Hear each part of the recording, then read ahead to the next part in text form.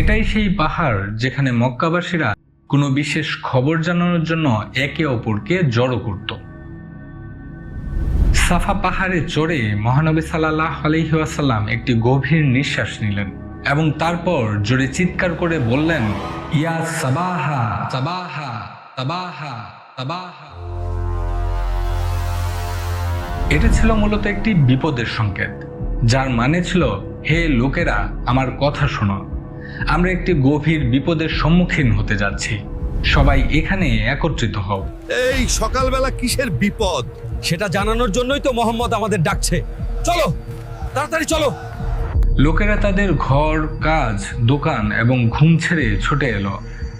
সবাই পাহাড়ের নিচে জমায়েত হলো। তাদের চোখে মুখে উদ্বেগ, উৎকণ্ঠা আর সংশয়।